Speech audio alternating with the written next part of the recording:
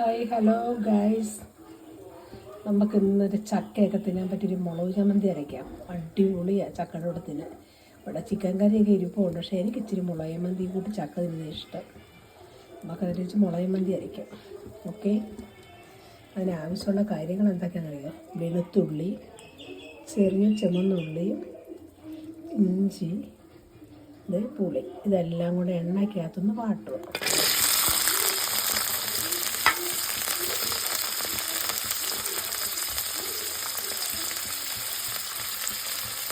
എണ്ണയ്ക്കകത്ത് വാട്ടുന്നതിനോടൊപ്പം നമുക്ക് ഇച്ചിരി കൂടെ അങ്ങ് ചേർത്ത് കൊടുക്കാം. ഇതിലേക്ക് ചക്ക എണ്ണ ഉണ്ടല്ലോ, എന്തൊരു ടേസ്റ്റാണെന്നറിയോ. ചക്ക നല്ല ചോറിനാലും ഭയങ്കര ടേസ്റ്റാണ്. ഒരു ചക്കയൊക്കെ ആകുമ്പം വേറെ കറികളൊന്നും വേണ്ട. ഒരു ചക്ക പിടിച്ച് മീൻകറി വേണം, അല്ലെങ്കിൽ ഇപ്പം മീനില്ല, ചിക്കൻ കറി വേണം. അതുകൊണ്ട് ഞാൻ എന്ത് ചെയ്തു, ഇത് മുളക് ചമ്മന്തി അരയ്ക്കാൻ വിചാരിച്ചു. നല്ലതായിട്ടൊന്ന് വാങ്ങുക. ഇവിടെ വേണം മുളക് ചേർക്കാറുണ്ട്, പക്ഷെ മുളക് ചേർക്കില്ല, പൊടി ചേർക്കാം, പൊടി ചേർക്കാം.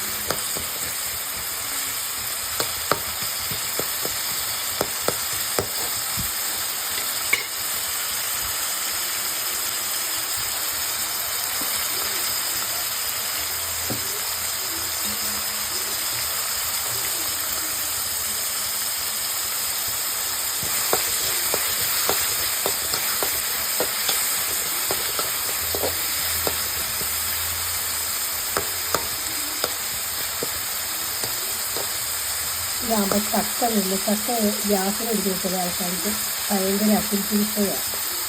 അങ്ങനെയുള്ള ഗ്യാസുകാർക്കൊക്കെ ഇതാണ് നല്ലത്. ഇതാകുമ്പോൾ വെളുത്തുള്ളി ഇഞ്ചിയൊക്കെ ചേരുമല്ലോ.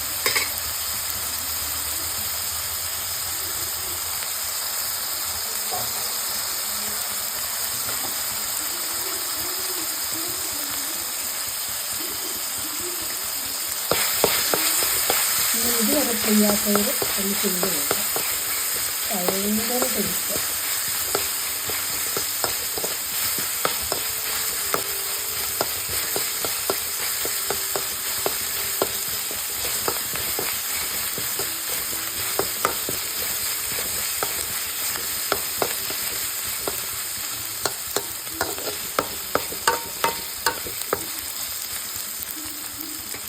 ഇതിനായിട്ട് ഈ പച്ചമുളക് വേണമെങ്കിൽ ആദ്യം അത് വറക്കാമായിരുന്നു, പക്ഷേ പച്ചമുളക് ചേർക്കണം, വെച്ച് പൊടി ചേർക്കാം, മുളക് പൊടി.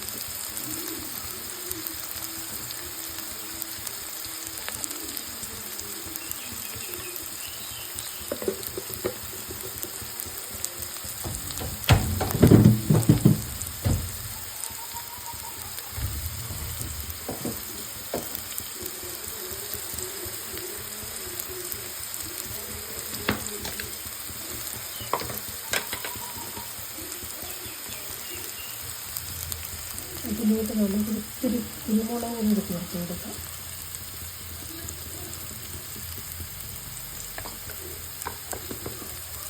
നമുക്ക് തീ ഓഫാക്കി കൊടുക്കാം.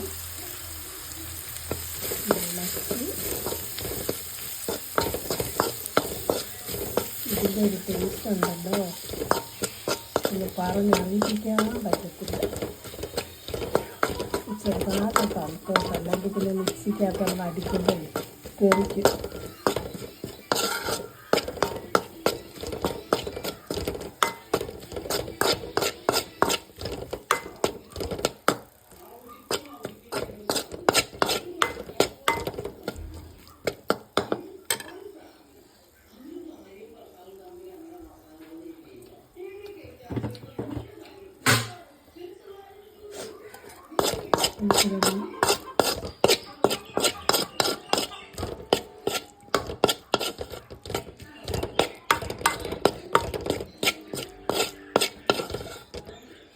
ചൂടുണ്ട്, നമുക്ക് മിക്സിയുടെ ജാറിലോട്ട് ചേർത്ത് കൊടുക്കാം.